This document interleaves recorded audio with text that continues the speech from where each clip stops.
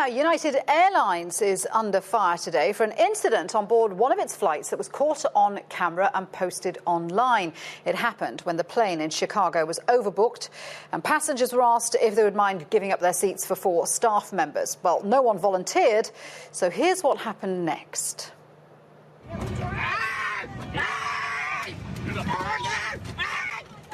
A man selected at random was dragged, screaming, off the plane by security officers. Pictures show him being pulled down the aisle with blood on his face. The incident shocked other passengers who say the man was a doctor due on shift in hospital. United Airlines has apologised but says its employees were following the correct procedure. Well, the incident's caused an outcry on social media with new United Airlines mottos among the top trending hashtags worldwide on Twitter. Rachel Wang suggests insecurity comes from security, right? Christopher Perry thinks United should have a new seating chart with a special Fight Club section. And Jim McGrath says the airline should be proud to take a hands-on approach to customer service.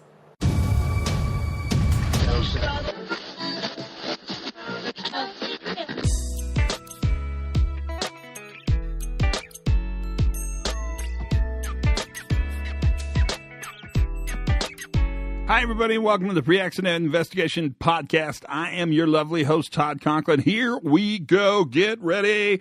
This one's going to be kind of funky. Get ready. This is by Upper Secret Total Uber Request. Gah, I couldn't take much more pressure to do this episode. I buckled. I'm going to do it for you. But before we get into it, I thought I'd talk to you a little bit about life as I know it. Well, everything's great. I haven't had any big adventures, haven't been arrested or drugged anywhere or, so knock on some wood. That's still going great. Man, is there great interest for this open decker meeting we're doing in San Ramon? Thanks to Ron Gann and the guys at SCM. June 9th, if you can weasel your way over, it's great. If you can't see him at that open meeting, and that's just Decker and I, we'll both be at HPRCT the next week in Toronto. But you're more than welcome to come. Would love to have you. And there's quite a bit of interest on this workshop we've got planned in Berlin in September. So if you're interested in that as well, I mean, I don't want to sound all promote-y. I actually try not to promote as much as I can, but that's pretty interesting. Well, if I'm talking about it, the Fatality book, which is called Workplace Fatalities, Failure to Predict, a pre-accident media book. That's the new book that I put together around all these fatalities. That's out, that's not out yet, but it'll be out really soon, they tell me. So that's coming down the pike as well. So June 9th, open meeting with Decker, SCM. You can look it up. It's pretty easy to Google. If not, hit me up and I'll help you. The 12th with HPRCT sounds like big fun. And other than that, the new book. But here's what you all wanted. This is a discussion on the airline. So you heard the opening, right? I mean, that's a really nice little clip. You always can count on a British accent to make everything sound a little sexier. You know what I mean? If you know what I mean, right? That is what we're going to talk about today. So without any further ado, ladies and gentlemen, this is the Pre-Accident Investigation Podcast Airline Special. Well, you knew this one was coming, and I couldn't decide whether to make this a short episode or a long episode, so maybe I'll go halfway in between. This is the Pre-Accident Podcast, and we're going to talk today about a bunch of stuff. But what we're going to talk mostly about today is what's going on with airlines.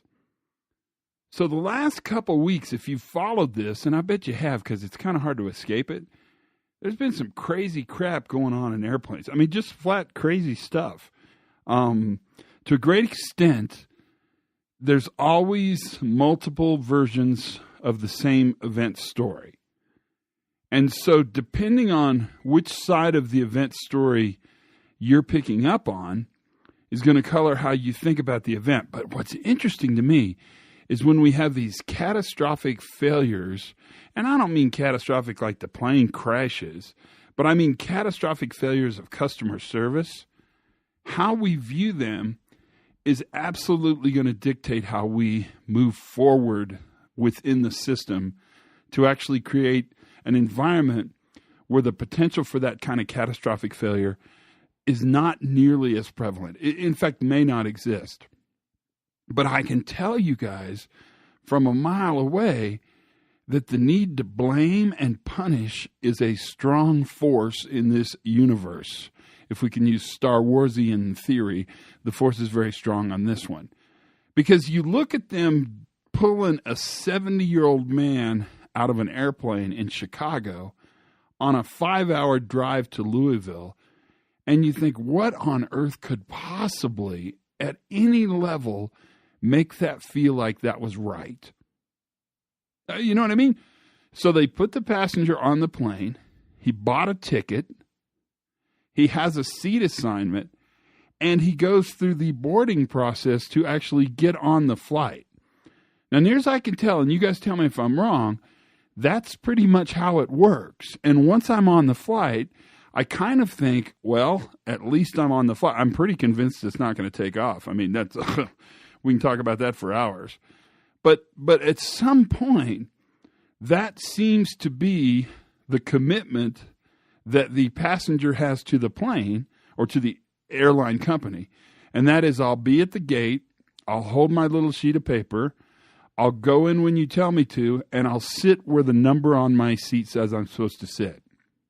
In this case with United, the case where, in fact, they need to fly 4 deadhead crew members to Louisville to actually run another flight so that a bunch of people don't get canceled. I mean, I get all the intricacies of operations. We all do, because we all work in places where we have operational complexities and we have variability and we have off-normal occurrences.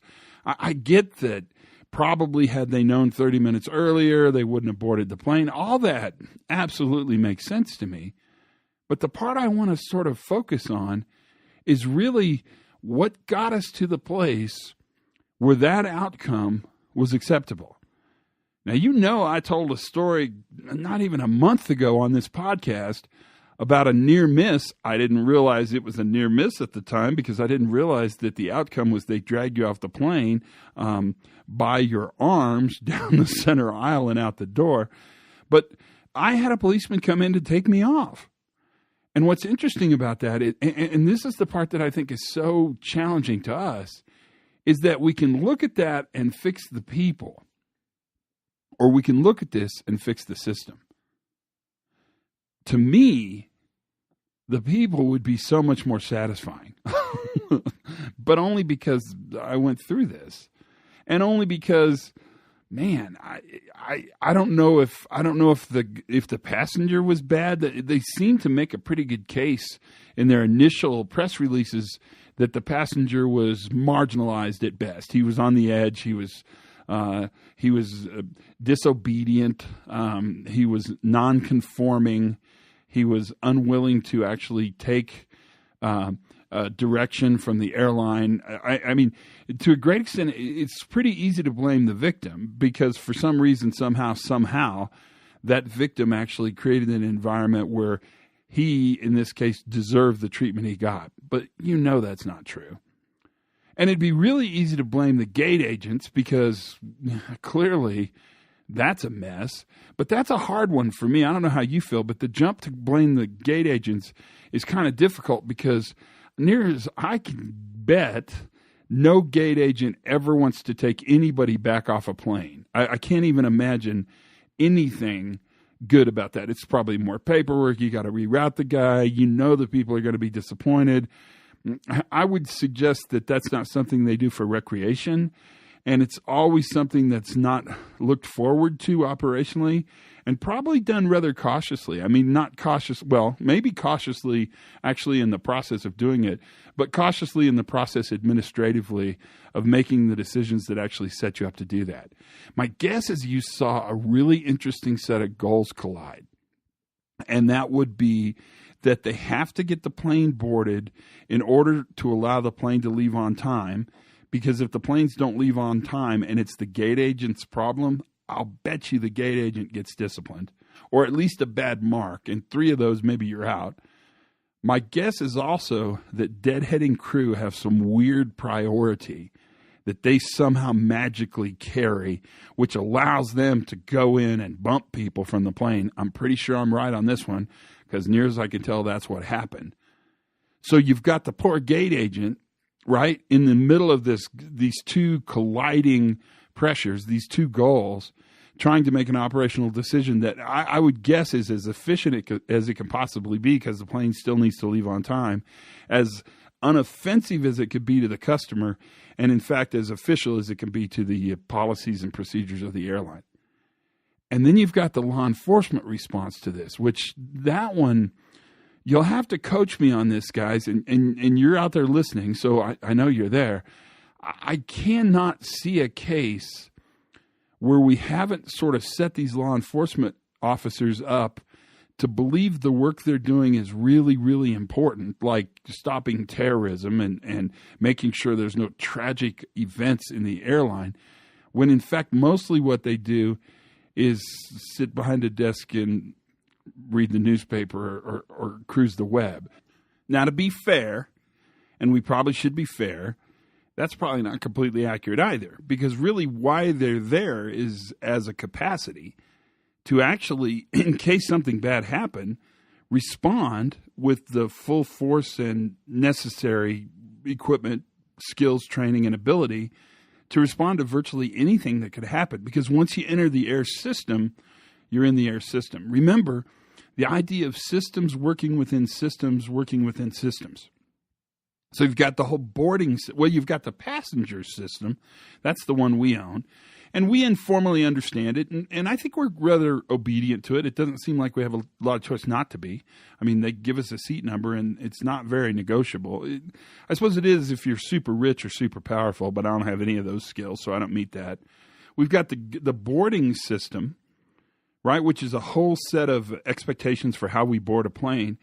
And then we have the security system, the transportation safety and local law enforcement security system that exists in the airport as well. And all of those systems normally coexist probably rather harmoniously until they don't.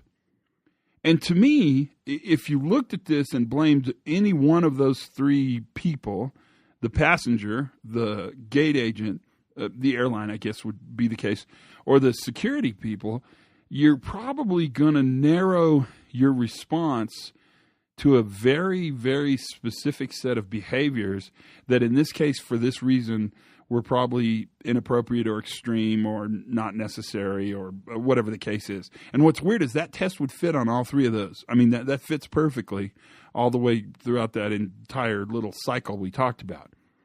And that's attractive. And to a great extent, that's certainly what happened. That's what the airline did. That's what law enforcement did. That's what we did. But I'm not sure that's very helpful. Because if we only look at the behaviors, it's compelling, it's emotionally satisfying, but really what we've done is fixed an event that already happened.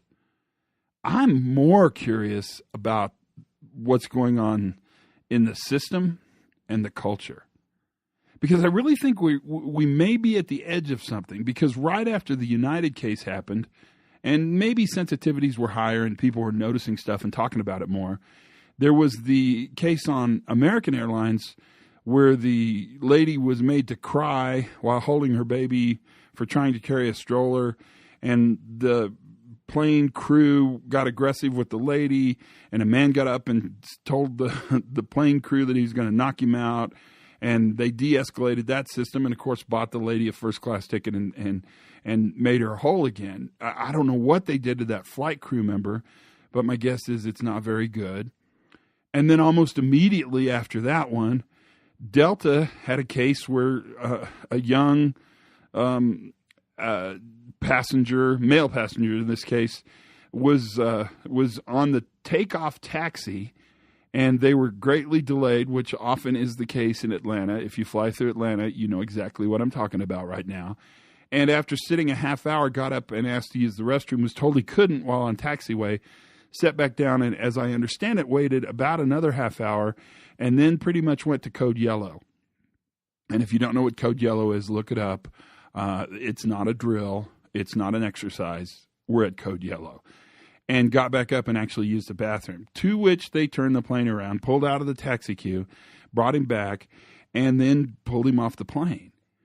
Here's what I'm thinking, and you tell me if I'm wrong. I don't want to waste your time, but you push customers far enough into sort of non-comfort, and I think you'll find a point where the customers will break.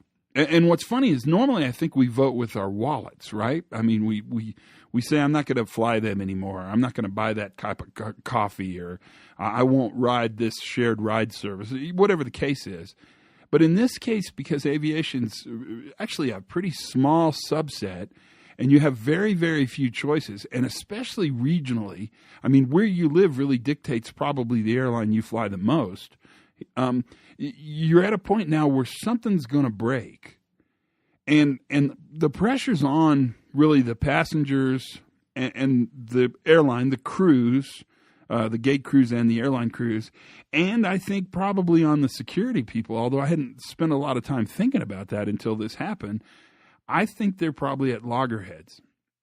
And my guess is it's probably time we relook at the system in which we provide really services for each other. The way I pay my money and ride on the plane, the way you load me on the plane, and the way you provide protection while I'm on the plane. And what's funny is when you look at it this way, well, the need to sort of look at any one individual becomes kind of unimportant. In fact, I would suggest not terribly interesting. Not at all. What you want to look at is how far can we go, and what is the goal we want to actually create in order to make aviation great again, he says, tongue flying out of his cheek. And I think that question's a really good question. I don't know. This discussion is worth having, and it's worth having because these are the things we think about. This is what we go out and talk about with guys, running nut drivers wearing Kevlar tearaway gloves, or towboats operating in some body of water, moving some ship carefully across towards some dock, or operating rooms, or cockpits, or computer systems, or nuke power plants, or whatever you do. This is what we espouse. This is what we talk about, and this is what we have to try to understand. So let me make a suggestion. And that suggestion would be that we don't look at how the people failed the system. We look at how the system failed the people. And instead of looking about, how can we retrain people and write a new procedure that really will never cover the variability of the last one,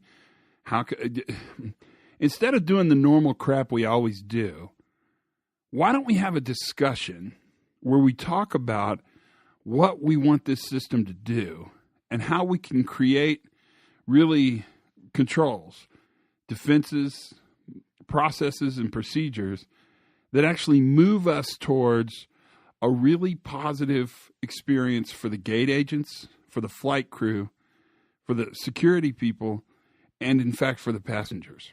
Equally. Not one over the other, but equally. Because I'm not sure anybody's sitting around saying, hey, this should be a good experience for the gate agent, and this should be a good experience for the flight crew, and this ought to be a pretty good experience for the security people, and it sure as crap should be a good experience for the people who paid money to be on this plane. And until everybody's kind of involved in creating success on all those levels, probably none of us will be successful, because there's always going to be variability. There's probably always going to be a crew that needs to get to Louisville. And there's also going to be people like me who, if I'm on a plane and paid good money for that ticket and have built zero capacity for being late or taking another plane into my plan, I need to fly. And instead of responding angrily, and I would suggest when people respond angrily, it's really a function of a system outcome, not a function of a behavioral choice. Instead of responding angrily, give me a reason to respond some other way. Same with the security cats, the policemen, same with the gate agents. That's really the challenge. And in order, I think, to get to that challenge, we've got to look at this problem differently than we're seeing it now. And they really have to look at their delivery model, their process, their systems, to understand that these are three distinct systems that coexist and are reliant upon one another to be successful. And in order to actually get us to a place where passengers aren't pushed to the very edge, gate agents aren't forced by policy to make crazy decisions, and policemen get to the point where they respond almost entirely emotionally, not really technically, not really operationally, but emotionally, we're going to have to build some pretty good learning into this. And that's where I think we are. And I don't know how much you think of this. I'm getting a lot of pressure to do this podcast. I need to say something. That's what I'd say, is that I think what we need to do is really look at and understand our current systems as best we can, and then ask this question: how can we create a system within a system within a system that we can actually ensure the outcome of that is a positive experience for everybody? And I think the way it's currently aligned now, we're not there. And I think offering $10,000, you can get up to $10,000. I mean, I don't want to break it to you guys, but no one will ever get $10,000 to be backed off a plane, because they're still going to start as low as they can, because they want to pay the least amount of money to get you off that plane. I mean, they're not going to start at 10. They probably did right after this happened. In fact, I bet if you did a study on this and you looked, I bet offering the bump money went way up, and then eventually it'll go back down because margins are tight and the economy's strange. And so this idea that $10,000 or Southwest came out and said they're not going to overbook planes. Well, that's not sustainable in a business model. I mean, I promise you, if 20 people sign up to a class, 18 will show up. I mean, I just promise you, you can just count on a 10% shrink every single time you do anything. And so I can sell those 2 seats, because flying an empty seat, that doesn't make money either. All these vain attempts to fix the people really leave us right back in the same system. And if they don't do more than what they're doing now, even though it's dramatic and they're getting press and people are talking about it, you guys, they're not doing anything but fixing the last event that happened. The lady with a stroller, the guy who had to pee, the guy who got drug off the plane.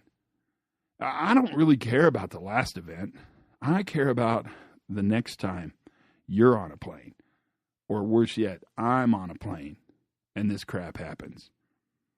You can't push everybody to the edge and hope for the best, because hoping for the best is not a very good operational strategy, certainly not enough to run customer service for an airline. You've got to actually think about this and dig into it. Learn, that's the word. Learn how it is we allowed the system to drift to where it got to, and I think we have answers for that, and how we can actually build the system so it's much more aligned to actually making this experience good for everybody. That would be my comment on the whole airline thing.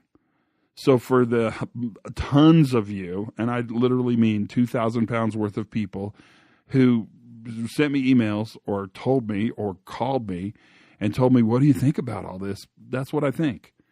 And I think about it a lot, because I think this is kind of a bellwether to this goal conflict that exists in a lot of our processes. If the passengers are the enemy, well, we know how that's going to end. But is it any better if the airline personnel are the enemy? I don't think that's good either. And the security people, man, that's an interesting cultural problem at so many levels. With this type of complexity, we will not simplify these systems within systems within systems. What we will do when we get better is make these complexities more transparent. so that we understand the role of the gate agent, so that the gate agent understands the role of security, and so that security understands the role of passenger. Because we all have to play these roles.